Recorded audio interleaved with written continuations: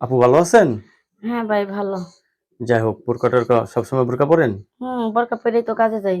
বোরকা পরে কাজে যান। আগে হুম, বিয়ে হয়েছিল? বিয়ে হইছিল। যাই হোক, স্বামী নিয়ে থাকেন না? না স্বামী চইলা গেছে গা।